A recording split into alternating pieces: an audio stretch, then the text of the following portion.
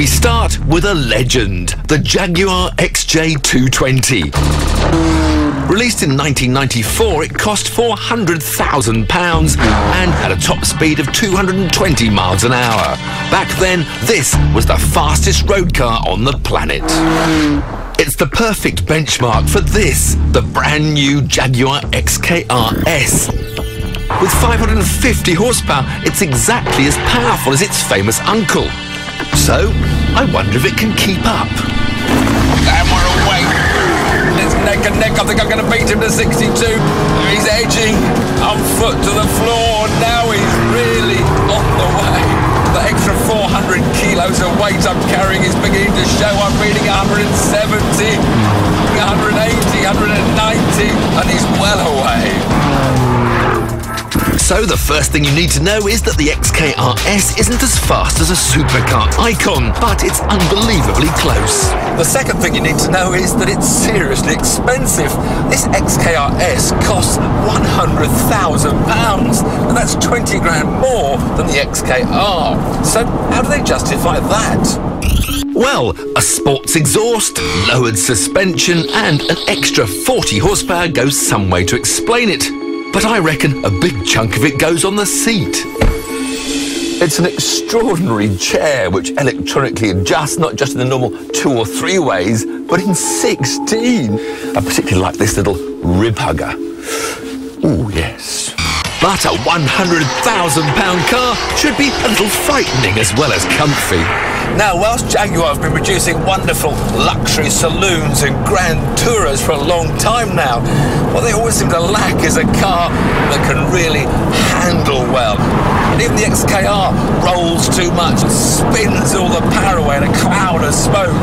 Will the RS prove to be my sort of Jaguar? Well, there's a bit of smoke in the rear-view mirror, but nothing like as bad. The car was much stiffer, it pitched into the corner nicely. How will the roll be? No, it's staying flat, it's responsive. This is more me. You can get it a bit too much one way, and it goes back the other way. It's still a little bit of a handful. I tell you what, you can forget this fancy seat. The improvement of the handling is worth 20 grand to me. Woohoo! Nice. So the Jaguar XKR S is worth every penny of its staggering price tag.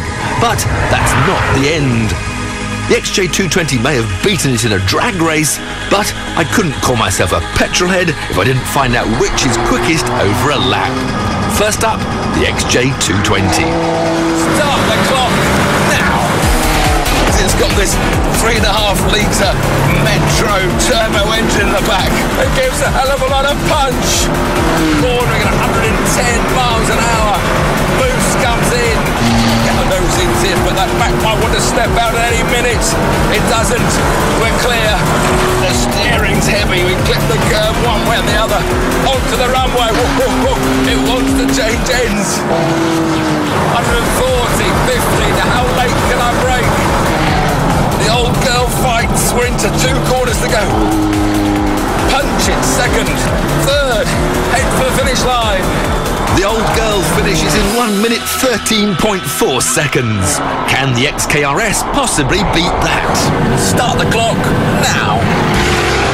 Great steering feel. The higher the speed, and the more comfortable the handling. Now don't get it too sideways, Tiff. No showboating. Keep it neat. That's good. A little bit, that's good again, and fire it over the curb and onto the straight. 1 minute 14.2.